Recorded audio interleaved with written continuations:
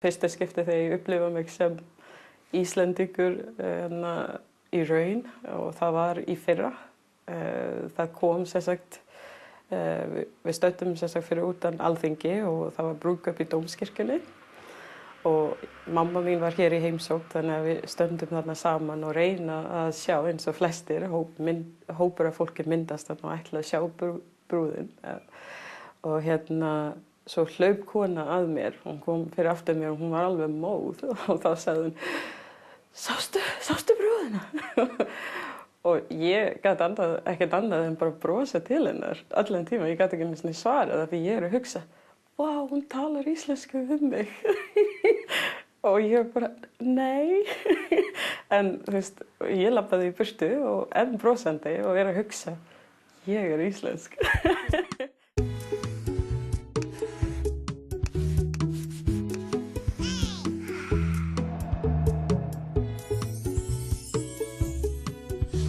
Það ekki langt síðan að íslenskt samfélag var óskaplega einsleitt. Lopapeysa, gúmmítúttur, soðin ísa í matinn.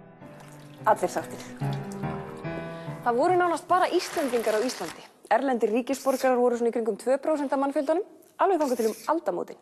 Þá fóru hlutirnir að breytast. Núna eru innflytjendur næstu í 1 af hverjum 10 íbúum landsins ef við teljum bæði fyrstu og aðra kynslóð. Hvað skildi verða til þess að fólk ákveður að setjast að á Íslandi af öllum stöðum? Í fyrra bjuggu 22.744 innflytjendur á Íslandi, svo það má kannski reikna með því að það séu 22.744 mismunandi ástæður fyrir því. Ég kom til Íslands út af náttúruna. Til að vinna í fiski. Æventýri. Eins og skiptinemi. Af því maðurinn minn fekk ekki leyfi í Bandaríkjunum. Frænka minn kom hingað fyrst. Because I hadn't been here before. Í leit af peninga. Til að fara í háskólan. Og ég fór aldrei aftur heim. Einhverjir ætluðu ekki beint að fara til Íslands? Ég kom til Íslands að því mig langar að fara til Grænlands. Og aðrir vildu helst ekkert koma hingað. Mamma var að fara en það var enginn þá til að vera með mér. Já, ég valdi það ekki. Því ég átti kærasta í Pólandi en... Það var mikið atvinnuleysi í Færeyjum og hér var atvinnan. Ég grét og grét og grét en ég þurfti að fara. Og einhverju gerðu það svo sem ekkert að gamni sín að flytjast hingað. Það voru óbúslega mikið fátækt úti. Ég vildi láta alla hörmunga eftir mér. Svo það mjög einfalt. Ég var alinn í einræði og ég vildi leita lýðræði. Svo eru til þeir sem létu tónlistina laða sig til landsins. Band called Papar. So I heard that music and I right away I loved that music. I'm like, Iceland, where is this from? Iceland. I want to go to Iceland.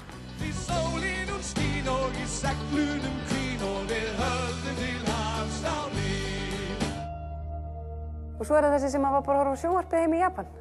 Ég sá bíómyndir sem heitir Borð náttúruna. Og þá var ekki aftur snúið. Ég bara kom aftur og aftur og svo, já, ég hef búið á Íslandi núna 16 ár. Svona eru sögurnar ólíkar. Í þessum þætti og 4 til viðbótar ætlum við að segja ykkur sögur af innflytjendum á Íslandi. Af útlendingum, erlendum ríkisborgurum, eða kannski bara Íslendingum. Mér finnst ég vera Íslendingur, sko. Ég hugsa á íslensku. Þú veist, ég hugsa á íslensku. Já, ég meira Íslendingur en Þjóðverja. Ég og verð örugglega finnsk. Lengst inni verð ég alltaf pólsk. Mér finnst það þarf ekkert að vera þessi að kjósa, val á milli þess hvort ég sé íslensk eða jamaisk. Ef Ísland spilar á móti Bosníu, ég held með Bosníu. Ég Reykvíkingur. Ég veit ég verði aldrei Íslendingur, af því ræturnar mínur það djúpar. Nei, ég Pólverji, en samt með svona íslensku ívafi. Það alltaf vist eitthvað vekkur sem að heldur mig frá að ég sé ekki alveg sokkin inn. Þetta góð spurning. Ég bara svona 50-50? Ég bara ég. Það ekkert svo langt síðan að voru nánast engir innflytjendur á Íslandi. En þegar breytingin varð á uppgangsárunum fyrir hrun, þá var hún hröð. Tæpum áratug þá fjórfaldast tala innflytjenda á Íslandi sem alveg rosalegt. Við erum fámenn þjóð og við þurfum líka að huga því að okkur vantar vinnukraft og í framtíðinni þá eigum við eftir að þurfum við á fleira fólki að halda. Til þess að mannfjöldi þjóða viðhaldist miðað við að hver kona þurfi að eignast 2,1 svona á ævinni. Á Íslandi hefur frjósemin ekki náð því marki nema 4 sinnum á síðustu 20 árum. Þannig að ef við fengjum ekki liðstyrk utan úr heimi, þá fær okkur sennilega fækkandi. Hér var bara einn hópur sem talaði sama tungumáli, ofsalega lítill og ekki nóg með það heldur var bara partur af allri menningarpólitík á Íslandi bæði fyrir, eftir að sjálfstæðisbaráttan byrjar og út alla 20. öldina var að upphefja einsleitnina. Þannig að þetta það umhverfi sem útlendingarnir eru að koma inn í hérna og það svona nánar segir sig sjálft að þarf engar sérfræðingar til að sjá í raun og veru hvað það getur verið sko örðugt.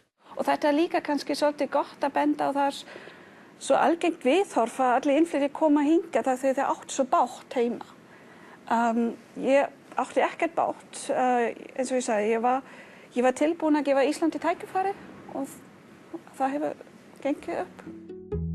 Af öllum þeim innflytjendum sem eru á Íslandi eru Pólverjar langfjölmennastir. Þar á eftir Litáar, svo Danir og svo Þjóðverjar. Og þýskar konur eru helmingi fleiri en þýskir karlar á Íslandi. Við erum að fá ungt fólk sem er oft menntað og það vinnur mikið. En svo er það orðið sjálft, útlendingar. Vilja útlendingar láta tala sig sem útlendinga?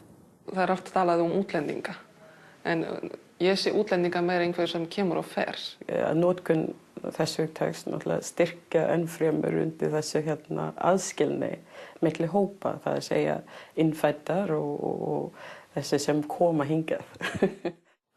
En innflytjendur, það er einhverjir sem koma inn og vilja vera eða búa á Íslandi. Ef ég myndi kjósa, þá væri innflytjendur miklu skárri en útlendingur.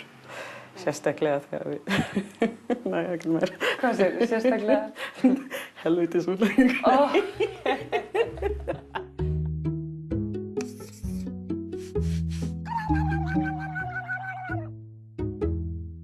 Ok, ég var að vinna að ferðaskrifstofu, var í starfsnámi. Þá ringdi kona sem sagði að hún er að koma eftir smá stund, þegar ég kaupa ferðina eitthvað, og heiti Dröfn. En ég skildi ekkert nafni og ég þurfti skila þessu. Þetta var mjög mikilvægt, sagði hún. Svo ég fór því aðra konu og sagði, herri, ég held þetta ringdi Tröll og er að koma. Og þessi kona sagði við mig, ég heiti Dröfn, ekki Tröll, kanntu ekki íslensku.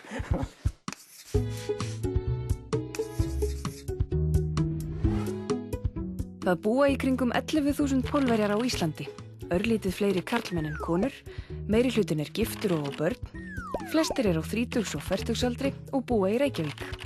Meira en helmingurinn er með iðn, tækni eða starfsmenntun og fjórðungur háskólamenntaður. Pjotr Jan Mrozek kom til Íslands árið 2005 til þess að vinna í byggingavinnu eins og algengt var á þeim tíma.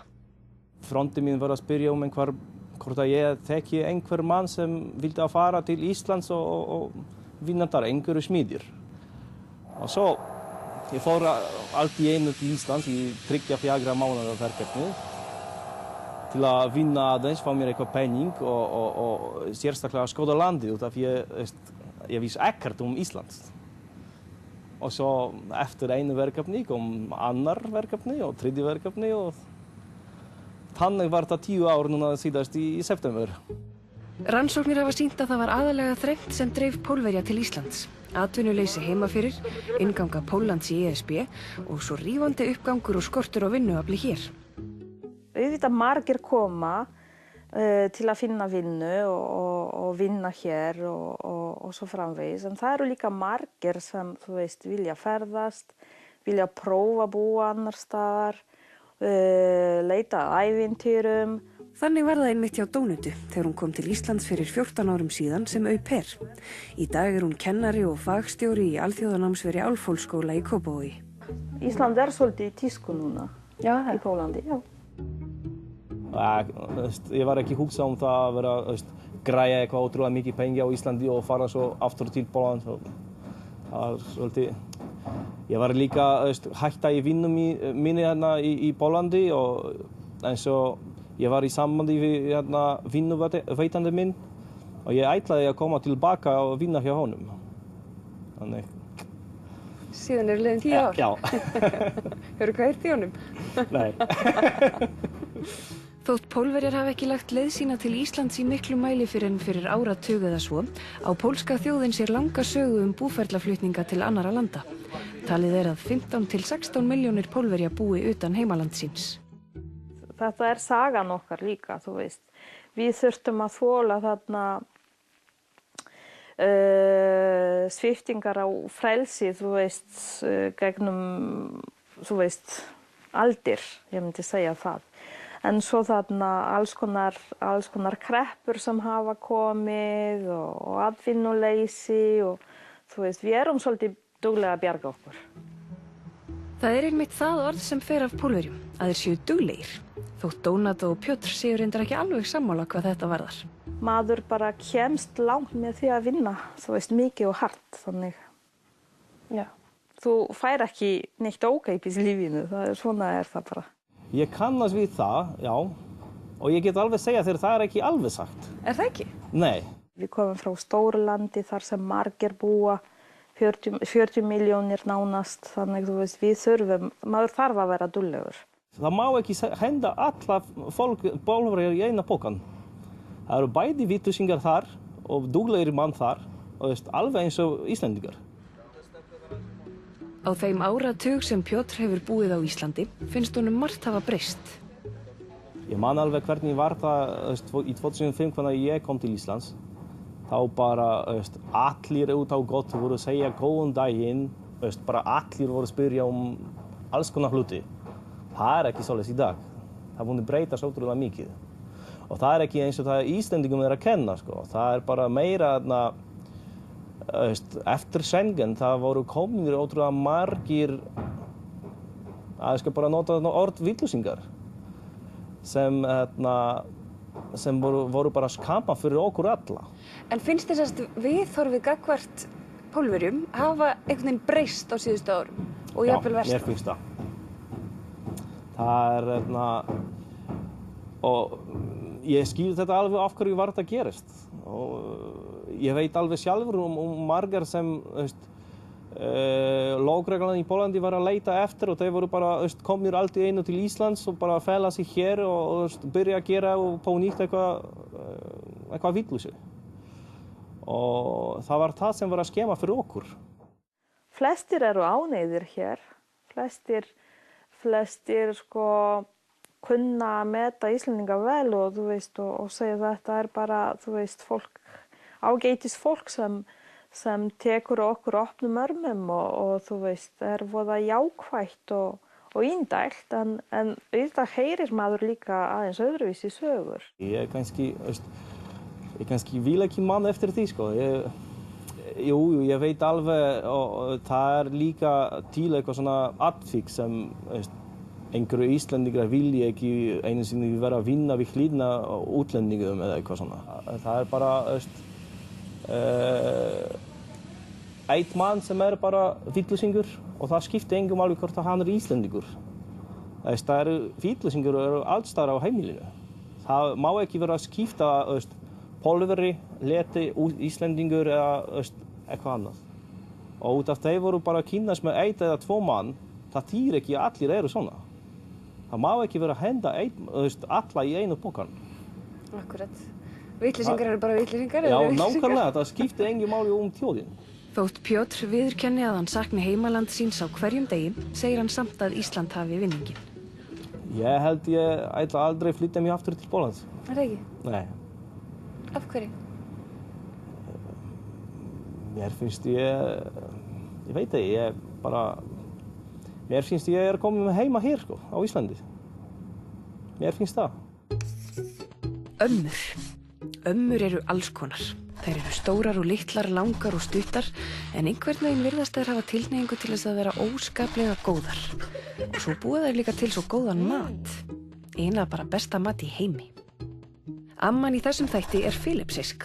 Hún heitir María Priscilla Sanoria og gerir heimsins bestu vorrúllur, eða lumpia. Í skógarrjóðri á höfuðborgarsvæðinu filippseyska ræðismannsskrifstofan.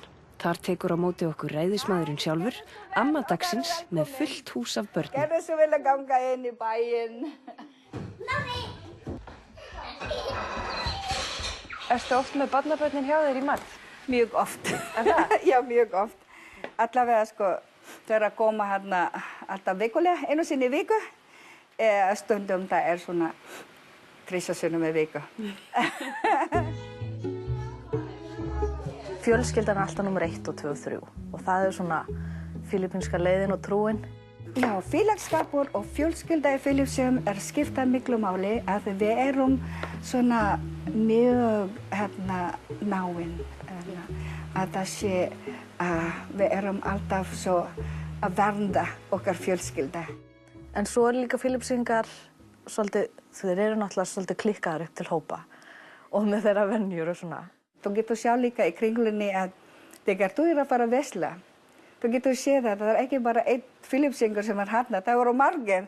Það koma krakkarnir, það koma frængurnar og það koma allir hinnir sem að koma í hópin að þau hringja hvort annan. Hei, ég ætla að fara í kringlunni, viltu koma með? Ég ætla að fara í Smáralið, viltu koma með? Og svo er fjölskyldan mjög mikið saman bara svona í gegnum árin. Þú veist, börn, barnabörn, 3-4 kynslóðir eru í sama húsinu bara að eilífu. Nei.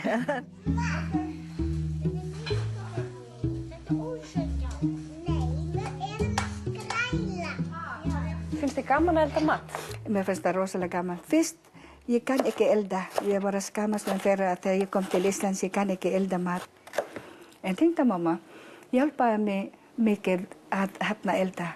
Kenna mér mikið, ég kann ekki strauja og ég kann ekki að gera neitt svona heimilis vinnu. Þegar ég klára í háskóla, þá fór ég beint að vinna. Ég er byggingaverkfræðingur í Filippseyjum og svo fór ég beint að vinna. Og svo þegar þú ert að fara að vinna, þá var þú með vinnukona heima. Það sem að gera allt fyrir þig. Það var búin að strauja fyrir þig, það kom heim og búin að elda fyrir þig og eina sem ég gerði er bara að vinna. Priscilla kynntist manninum sínum á meðan hún var í námi á Flórida. Eftir námið fór hann heim til Íslands en hún til Filippseyja, en á endanum fór það svo að þau giftu sig og settu stað á Íslandi. Þá rann upp fyrir henni að hérna gengju hlutirnir aðeins öðruvísi fyrir sig en heima á Filippseyjum. Ég sagði við tengdamamma, já, þetta er svo rosalega erfitt að ég ætla að passa barnin og svo far ég elda og svo far ég gera heimilisstarfi og allt þetta. En ég sagði við hana, þegar íslenska kona getur gert þetta, ég get alveg gert þetta. Og ég vil bara reyna að vera sterk og stór og eins og þú segir sterk og stór. En ég gerði það, ég bara lærði og svo tengdamamma kenndi mig mest að elda. Það var því ekki síst íslenskur matur sem Priscilla bar á borð þegar hún var að byrja að búa. Það var ekki fyrr en seinna að hún lærði að elda filippseyskan mat og það kom eiginlega til vegna þess að vinnufélagar hennar á Íslandi sýndu menningu hennar og mat svo mikinn áhuga. Það var alltaf að segja, já, hvernig matur í Filippseyja? Ég sagði bara, já, en ég kann ekki elda. Það er eins og svona að bara skammast mig fyrir að ég kann ekki elda. Og svo eftir það, við erum alltaf að tala mat og þau heldur það að ef við erum Asíubúa, við erum svona góða kokkur. Nú kraumar í kjötinu heldur betur. Já, ok. En ég held að þetta er alveg að vera tilbúin. Já. Svo við erum alltaf að sitja þetta og láta að kólna. Svo við erum byrja að róla þetta. Við erum búin að gera sjálf. Alltaf ekki að gera sjálf. Sko, þetta er okkur. Vil þú líka, ha? Jæja, það er að koma. Og þar með kvöldverður framreiddur á ræðismannsskrifstofu Filippseyja á Íslandi. Brian Pilkington er Breti og kom fyrst til Íslands á 8. áratugnum til þess að heimsækja vin sinn. Hann skemmti sér svo vel í heimsókninni að þegar kom að því að fara aftur heim, ákvað hann að kanna hvort hann gæti ekki fundið sér eitthvað að gera.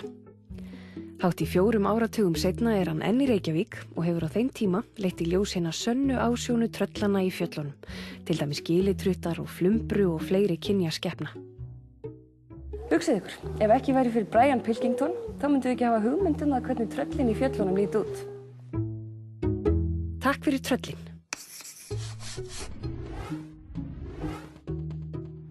Við stýrið í þessari rauðu Nissan Micru 23 ára afgönsk stúlka sem heitir Sara Mesba. Sara í æfingaakstri með Lindu vinkonu sinni og brunar fram og aftur eftir ægisíðunni í Vesturbæ Reykjavíkur. Fyrir nokkrum árum hefði Sara ekki einu sinni látið sig dreyma að geta tekið bílpróf. Þá bjó hún í Íran og hafði sem afganskur flóttamaður þar í landi afar takmörkuð réttindi. Við komum frá heiminn sem var bara alveg öðruvísi en Íslands. Og fólkið voru öðruvísi, tungumál voru öðruvísi, bara veður og allt og menningar voru öðruvísi. Og fyrst allt voru mjög skrítið fyrir okkur. Sara kom til Ísland sem flóttamaður fyrir 3 árum með mömmu sinni og systur. Fjölskylda Söru hafði flúið til Írans eftir að bróðir hennar og pabbi höfðu verið myrtir í Afganistan. Hann var stjórnmálamaður og hafði eignast valdamikla óvini.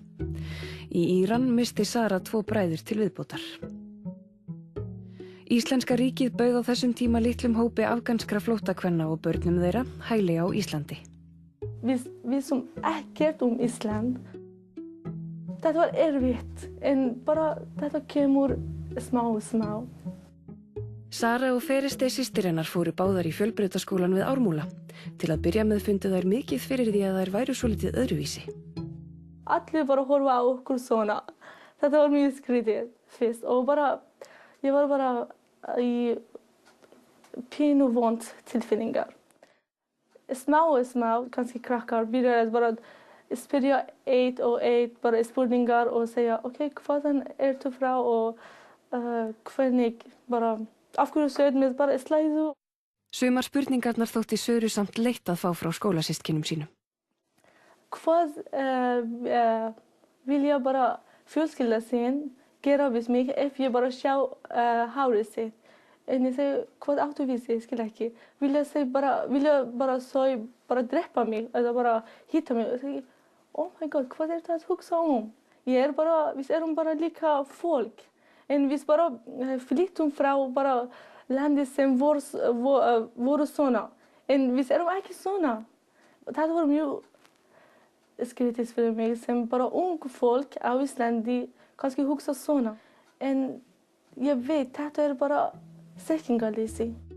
Nú hefur Sara búið í 3 ár á Íslandi og finnst eins og hún hafi óþrjótandi möguleika. Ég með bara fulltum tækifærum á Íslandi. Ég get bara gert allt sem ég vil, allt sem mig langar að gera. Í Íran, ég get ekki bara hugsa bara spila eitthvað, kannski tónlist. Ég var með morgun mótræsi í Íran og ég get ekki hugsa eitthvað svona, bara tónlist. En núna, ég get bara, mig langar að læra piano, en ég að læra, mig langar að keyra og ég keyra og allt sem ég vil. Ég get bara fara út á mótnana eða á kvöld. Það er ekki málið. Og það er allt öryggi á Íslandi og það er eitthvað sem var ekkert svona í Íran. Svo ekki sé nú minnst á að mega vinna. Ég er að vinna í Flugskóla Húsdýragarðinn og mér langar mjög gaman að vinna þar. Ég er að bara alltaf læra frá krakkanum. Íslensku og alls konar menning og allt. Hér á Íslandi fyrir ung fólk og kannski allir, það er bara venjuleg og ekki sérstaklega hluti sem ég er að segja. En þetta líf sem er venjuleg fyrir fólkið hérna er bara draumalífið fyrir ung fólk eða stelpur sem eru í sama ástandi sem ég var. Svo ég er að lifa hér á Íslandi, ekki bara vera lifandi. Í Afganistan, konur eru bara lifandi. Og þá komum við að því sem Sara hefur lengi látið sig dreyma um.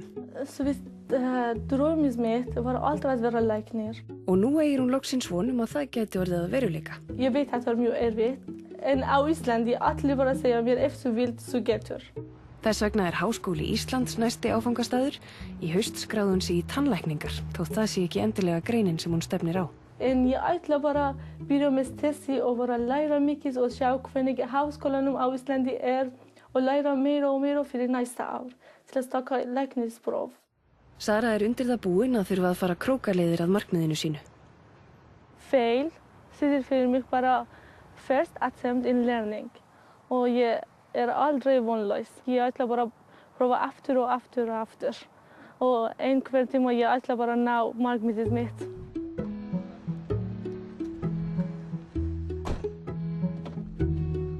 Ég get segja bara að ég elska Íslandi. Ég get bara vera sjálf. Ég get bara vera Sara.